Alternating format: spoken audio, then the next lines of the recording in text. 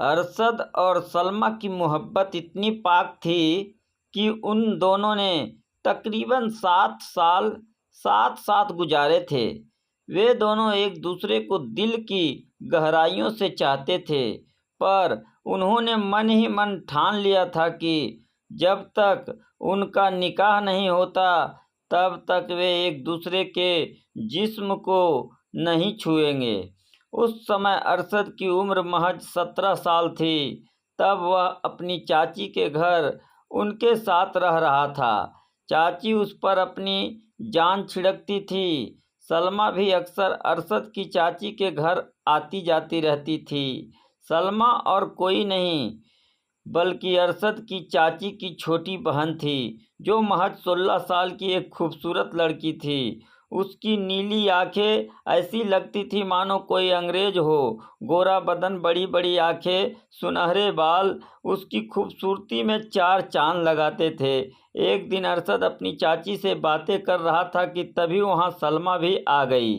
चाची अचानक से बोली, अरशद, तुझे सलमा कैसी लगती है? अरशद ने कहा, बहुत अच्छी चाची। बोली, मैं चाहती हूँ कि तेरी शादी सलमा से हो जाए। अरशद ने शर्माते हुए कहा, मुझे इसमें कोई ऐतराज़ नहीं है। चाची। इतना सुनकर पास बैठी सलमा भी शर्मा गई और तिरछी निगाहों से अरशद को देखते हुए अपने प्यार का इजहार करने लगी।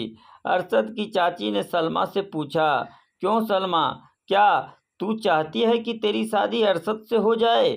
सलमा शर्माते हुए बोली, बाजी, आपकी जो मर्जी, भला मुझे क्या ऐतराज़ होगा। उस दिन से सलमा और अरशद एक दूसरे को दिल की गहराइयों से चाहने लगे और अपनी शादी के सपने संजोए लगे। दोनों अक्सर अकेले घूमने जाने लगे, जिस पर चाची को कोई ऐतराज़ नहीं था। फिर वे दोनों बालिग हो गए। अब सलमा पर शादी करने का दबाव बढ़ने लगा था, जबकि अरशद अभी भी पढ़ाई में उलझ हुआ था। वह बीकॉम कर रहा था जब सलमा को इस बात का पता चला कि उसके लिए रिश्ता ढूंढा जा रहा है, तो उसने अपनी बड़ी बहन से अपने दिल की बात कहते हुए कहा, आप तो कह रही थी कि मेरी शादी अरशद से कराओगी, फिर क्यों मेरे लिए रिश्ता ढूंढा जा रहा है? सलमा की बाजी बोली, अरशद से तेरी शादी कैसे हो सकती है? अभी वह पढ़ रहा है, कुछ कमाता है नहीं, कैसे तेरे खर्चे उठाएगा? सलमा ने कहा, कुछ भी करो पर मेरी शादी अरशद से करा दो। मैं उसके सिवा किसी और से शादी नहीं करूँगी। मैंने उसे अपना सब कुछ मान लिया है।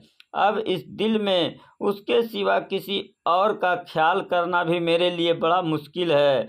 अगले दिन सलमा ने सारी बात अरशद को बता दी और बोली, मैं तुम्हारे बिना नहीं रह सकती। तुम कुछ भी करो, क्योंकि मैं किसी गैर से शादी नहीं कर सकती। अरशद बोला, तुम फिक्र मत करो, मैं चाची से बात करता हूँ, वे मेरी बात ज़रूर मानेगी और मुझे कुछ काम करने का थोड़ा समय भी दे देगी। मैं अपने पैरों पर खड़ा होकर तुमसे शादी कर लूँगा। अरशद ने अगले ही दिन चाची से कहा, चाची, आपने मेरी शादी की बात सलमा से की थी। मैं उसे दिलो जान से चाहता हूँ, मैं उसके बगैर नहीं रह सकता। चाची बोली, प्यार से पेट नहीं भरता, बल्कि ज़िंदगी जीने के लिए पैसों की ज़रूरत पड़ती है। जब पेट की भूख बढ़ती है तो प्यार का सारा भूत उतर जाता है। अरशद बोला, मैं मेहनत मजदूरी करके उसका पेट भरूंगा, उसे किसी चीज़ की कमी नहीं होने दूंगा। चाची ने कहा, मेहनत मजदूरी करके एक वक्त का खाना खा सकते हो, अच्छी ज़िंदगी नहीं गुजार सकते। ज़िंदगी जीने के लिए पैसा चाहिए और मेरे अम्मी अब्बा कभी भी एक बेरोजगार से सलमा की शादी करने को कभी तैयार नहीं होंगे। अरशद गिड़गिड़ाने लगा, आप कोशिश तो करो, मुझे कुछ समय दे दो, प्लीज़ मेरी खाली झोली में मेरा प्यार सलमा डाल दो। चाची बोली, बहुत मुश्किल है, पहले तुम कामयाब हो जाओ, उसके बाद सलमा से शादी करने का ख्याल करना। ठीक है चाची, मैं अगले 2 साल के अंदर एक कामयाब इंसान बनकर ही आऊँगा। मैं कल ही काम की तलाश में मुंबई जाता हूँ। अरशद बोला। अगले ही दिन अरशद 2 साल का समय लेकर मुंबई चला गया। और वहाँ उसने अपनी जान पहचान के लोगों से काम की बात की तो उसे एक बेकरी में हिसाब किताब का काम मिल गया और 5,000 रुपये महीने की नौकरी पर उसने वहाँ काम करना शुरू कर दिया। 6 महीने की कड़ी मेहनत के बाद अरशद ने 20,000 रुपये जोड़ लिए और अपनी चाची से फ़ोन करके सब बता दिया। चाची बोली, बहुत अच्छा है, पर 5,000 रुपये महीना कमाने से घर नहीं चलेगा। मेरे घर वाले इतना कम कमाने वाले से शादी नहीं करेंगे। अरशद बोला, अभी मेरे वादे के 1.5 साल बाकी है। मैं इन 1.5 साल के अंदर अच्छा पैसा कमाने वाला बनकर दिखाऊंगा। चाची ने कहा, ठीक है, पहले कामयाब बनो तब बात करना। उससे पहले तुम मुझसे सलमा के बारे में कोई बात नहीं करोगे। अरशद बोला, ठीक है चाची। समय गुजरता गया। अरशद मेहनत और लगन से काम करता गया। उसे काम करते करते 1.5 साल हो गया। उसकी मेहनत और लगन से खुश होकर उसके मालिक ने पूछा, क्या तुम हमारे साथ एक बेकरी में साझेदारी करोगे? अरशद बोला, मेरे पास अभी पैसा नहीं है, बड़ी मुश्किल से 70,000 रुपये ही जोड़ पाया हूँ। मालिक बोले, ठीक है, बाकी पैसा मैं लगा दूँगा। एक बेकरी किराए पर मिल रही है, 30,000 रुपये महीना किराया है। ऊपर का जो खर्च होगा वह तकरीबन 3 लाख रुपये हैं। 3 पार्टनर मिलकर इस बेकरी को ले लेते हैं। तुम ईमानदारी और जिम्मेदारी से उसे चलाना। जो बचत होगी उसे तीनों आपस में बांट लेंगे। अरशद बोला, ठीक है, मैं तैयार हूँ। अगले ही दिन वह बेकरी किराए पर ले ली गई। अरशद को उसकी जिम्मेदारी दे दी गई। अरशद की मेहनत रंग लाई और 3 महीने में ही उस बेकरी में 2 लाख रुपये हर महीने की बचत होने लगी। अरशद के ऊपर जो कर्जा हो गया था वह भी उतर गया था और अब वह तकरीबन 60,000 रुपये हर महीने कमाने लगा था। 2 साल पूरे होने में अभी 15 दिन बाकी थे। अरशद ने गांव जाने का इरादा किया और 1 महीने के लिए बेकरी पर अपने पार्टनर को बैठाकर वह गांव चला गया। गांव पहुंचते ही अरशद सबसे पहले अपनी चाची के घर गया और बोला, चाची, मैं अब 60,000 रुपये महीना कमाने लगा हूँ, जिससे मैं सलमा को सारी खुशियाँ दे सकता हूँ। अब आप अपने वादे के मुताबिक मेरी शादी सलमा से कराकर उसे मेरी झोली में डाल दो। यह सुनकर चाची बोली, सलमा की शादी तो 1 साल पहले ही कर दी गई है। उसके एक बेटा भी हो गया है। उसका शौहर भी मुंबई में रहता है और महीने में 15,000 रुपये कमा लेता है। अरशद ने जैसे सलमा की शादी की बात सुनी तो उसका खून खुशक हो गया। उसके दिल की धड़कन जहाँ की तहाँ थम गई। उसने जिस लड़की को पाने के लिए अपनी पढ़ाई कुर्बान कर दी थी, जिसके लिए वह अपना गांव छोड़कर पैसा कमाने के लिए मुंबई चला गया था, वापस आने से पहले ही उसके सपने चूर होकर रह गए। अरशद का दिल पूरी तरह टूट चुका था। उसने दबे लहजे में अपनी चाची से कहा, चाची, आपको भी थोड़ा सब्र नहीं हुआ? मेरे दिल के टुकड़े को किसी दूसरे के हवाले करते हुए आपका दिल नहीं धड़का? चाची बोली, हमें क्या पता था कि तू 2 साल में कामयाब हो जाएगा। हमने सोचा था कि अगर तू कामयाब ना हुआ तो सलमा को ज़िंदगी भर तेरे इंतज़ार में थोड़ा बैठाए रखेंगे। इसलिए हमें रिश्ता अच्छा लगा तो हमने उसकी शादी कर दी। मेरी बात मान, तू भी कोई अच्छी सी लड़की देखकर शादी कर ले। कुछ दिनों के बाद अरशद ने भी शादी कर ही ली। वह अपनी पुरानी ज़िंदगी भूलकर नई ज़िंदगी की शुरुआत करने में मशगूल हो गया।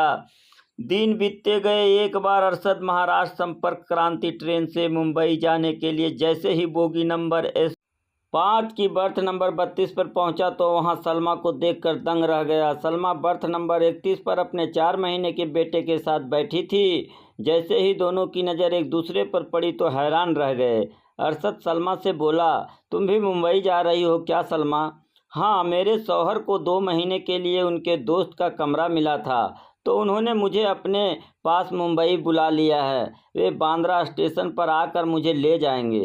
अरशद ने कहा, बहुत जल्दी की तुमने शादी करने में, थोड़ा इंतज़ार कर लेती। सलमा बोली, वह 1 साल मैंने तुम्हारी याद में कैसे गुजारा था मैं ही जानती हूँ। तुम्हारा ना कुछ अता पता था और ना ही कोई मोबाइल नंबर। तब बाजी बोली कि क्यों उसकी याद में परेशान होती है। अम्मी की तबीयत भी ठीक नहीं है। एक रिश्ता आया है। अम्मी की तमन्ना थी कि उनके जीते जी मेरी शादी हो जाए, तो मैंने हाँ कर दी और मेरी शादी के 1 महीने बाद ही वे चल बसी। अरशद ने कहा, मेरा ख्याल नहीं आया कि जब मैं तुम्हारी शादी की खबर सुनूंगा तो मुझ पर क्या बीतेगी। मैंने तुम्हारी बाजी से कामयाब होने के लिए 2 साल का समय मांगा था और मैं कामयाब होकर तुम्हारी बाजी के पास गया तो मुझे पता चला कि तुमने शादी कर ली है। यह सुनते ही मुझे ऐसा लगा जैसे मेरी दुनिया ही उजड़ गई है। सलमा ने कहा, अरशद मुझे माफ़ कर देना, मैं मजबूर थी। अरशद बोला, चलो छोड़ो पुरानी बातें और सुनाओ, घर में सब कैसे हैं। सलमा ने कहा, सब सही है, पर जिस कमाऊ लड़के के चक्कर में घर वालों ने मेरी शादी की वह बहुत गुस्से वाला है और हर समय घर पर ही पड़ा रहता है। साल भर में 6 महीने ही काम करता है। यह कहते कहते वह रोने लगी। इसके बाद बात करते करते कब समय निकल गया कुछ पता ही नहीं चला। रात के 10 बज गए थे। तभी सलमा बोली, बहुत दिन गुजर गए, एक साथ खाना खाए, चलो खाना खाते हैं। दोनों ने एक साथ खाना निकाल कर सीट पर रख लिया। तभी सलमा ने हाथ बढ़ाकर पहला निवाला अरशद को खिलाते हुए कहा, आज तो खाना मेरे हाथ से ही खाना पड़ेगा। यह सुनते ही अरशद की आंखों में आंसू आ गए और उसने भी अपने हाथों से सलमा को खाना खिलाना शुरू कर दिया। रात के 12 बज चुके थे। पूरे डब्बे के मुसाफिर सो गए थे, बस अरशद और सलमा जाग रहे थे कि तभी सलमा ने अरशद को जगह देते हुए कहा, तुम आराम से यहीं सो जाओ। अरशद चौंका और सोने के इरादे से अपने बैग से चादर निकालने लगा। जैसे ही उसने अपनी चादर निकाली उसमें से एक छोटा टेडी बियर निकलकर अरशद के पास आ गिरा। जैसे ही अरशद ने उसे उठाया उसमें एक पर्चा लगा था जिसमें उसकी बीवी ने बड़े प्यार से प्यार भरी बातें लिखी थी और आखिर में आई लव यू लिखा था, जिसे देखते ही अरशद की आंखें भर आई और वह उसे अपने सीने से लगाकर ऊपर वाली बर्थ पर ही लेट गया। सलमा ने उसे आवाज़ दी और कहा, नीचे आकर यहाँ सो जाओ, पर अरशद नीचे नहीं आया और बोला, तुम सो जाओ, मैं यहीं सो रहा हूँ। दरअसल अरशद के सामने उसकी बीवी का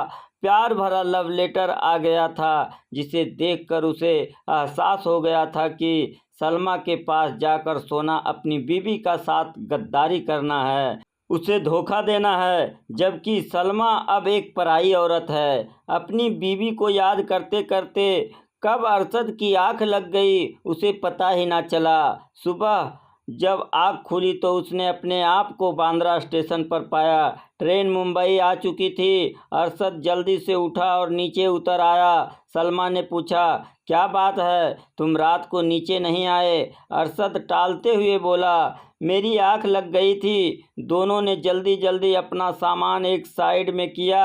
थोड़ी देर बाद सलमा बोली, पता नहीं अब कभी हमारी मुलाकात होगी या नहीं। अच्छा, अपना मोबाइल नंबर तो दे दो। अरशद ने सलमा को अपना मोबाइल नंबर दे दिया और दोनों का सामान वह गाड़ी से नीचे उतारने लगा।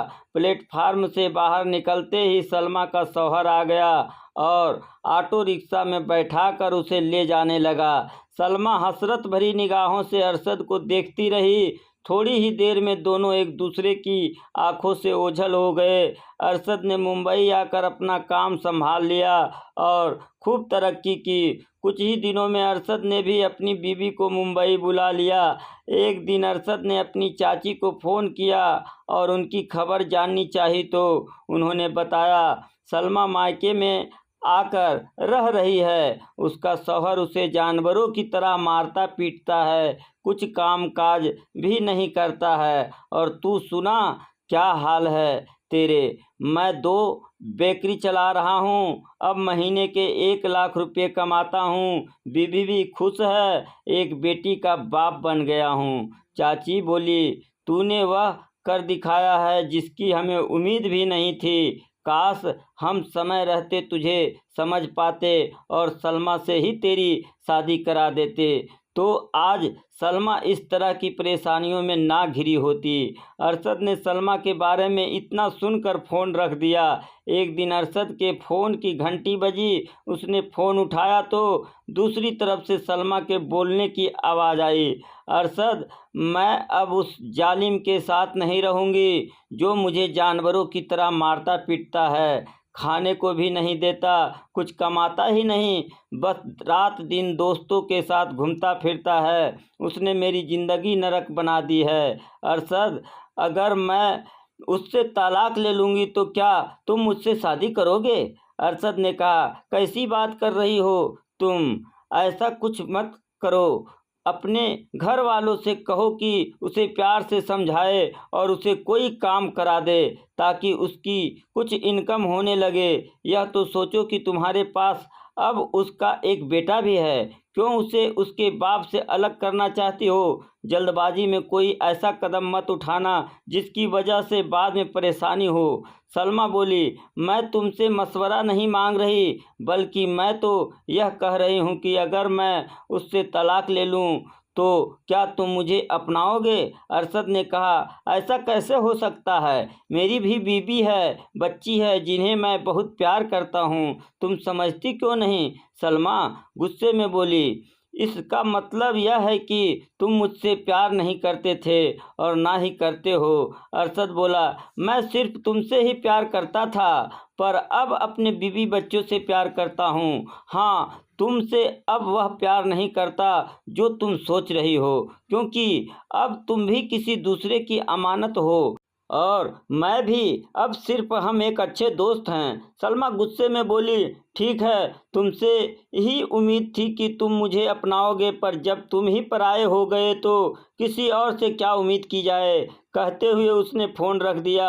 अरशद भी अपने काम में मसरूफ़ हो गया।